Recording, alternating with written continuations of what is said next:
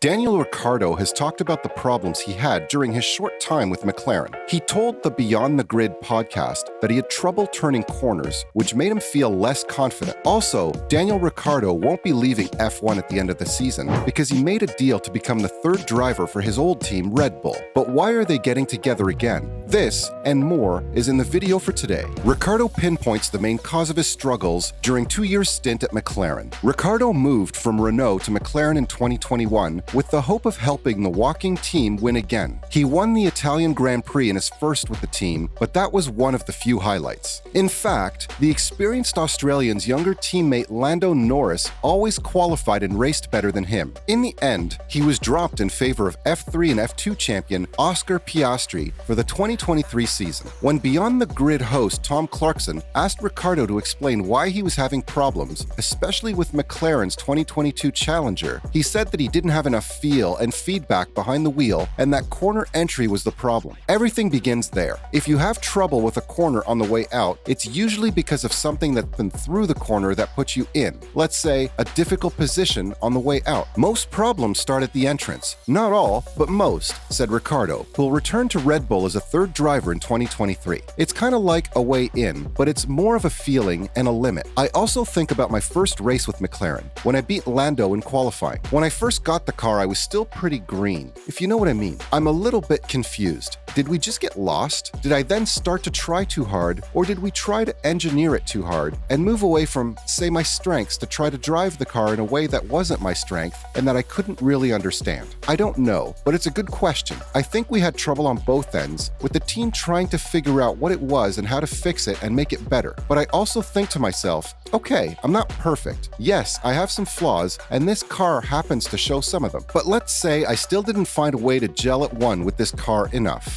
Not only that, Ricciardo also said that despite this year's rule changes, which included a switch to ground effects aerodynamics, new bodywork, and bigger wheels, his problems were mostly the same in 2021 and 2022. The cars did act a little bit differently, but I would say that they still have the same DNA. Where I had trouble, it always came down to the same thing, he said. If I had to boil it down to one thing, I'd say it's confidence. I don't have enough feel for the car to be able to push it to the limit and know what will happen.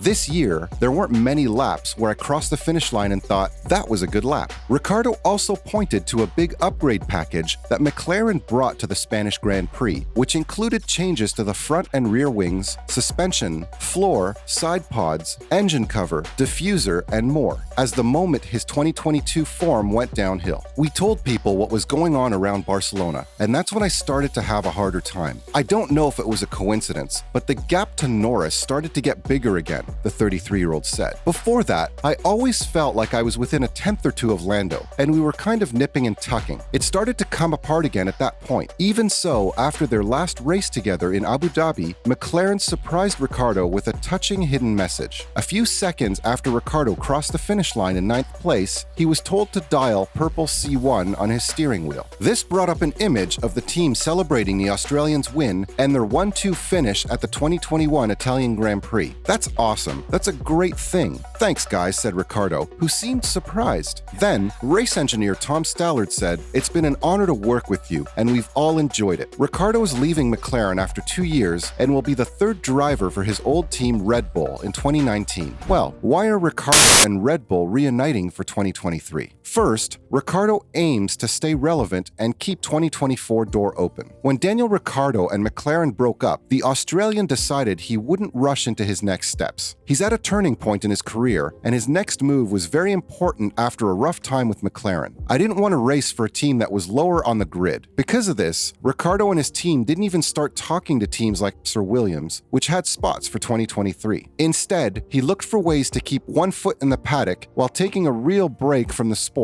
that had been his life for the past 10 years. He and his management talked to Mercedes and Red Bull. It made sense to join with one of the best teams, since those two might have seats open in 2024. 2024 based on how contracts are set up now. Lewis Hamilton is likely to stay at Mercedes for a while longer, so Ricciardo's team may have talked more about Red Bull, where the Australian won 7 of his 8 Grand Prix races. He knows a lot of the people who work at Red Bull and remembers feeling very comfortable driving there. Sergio Perez has a contract with the team until the end of 2024, but anything can happen. In the worst case, he has no choice, but at least he can keep an eye on the current world champions. It is thought that the job will involve working in a simulator, possibly getting some car time, most likely to test Pirelli tires, driving a few demo show cars, and going to a few Grand Prix during the season. So Ricciardo will have a lot of time away from F1 to figure out what he really wants to do in the future. He needs to see if he can find that hunger again, that overwhelming love of racing Formula One cars. He wants to fight for a race seat, even if there isn't a chance at Red Bull. What's to say there wouldn't be a chance at AlphaTauri if Yuki Tsunoda or Nick de Vries don't do well next season? And if he gets hungry again, projects further down the line like Alfa Romeo, which will become Audi in 2026, Haas, and Williams become more appealing. Also, Red Bull get a driver they have great history with. Red Bull should hire Ricciardo because they had a great relationship with him during the 5 years they worked together as he moved up through their junior program. Even though they were sad that he left them for Renault, that's in the past now,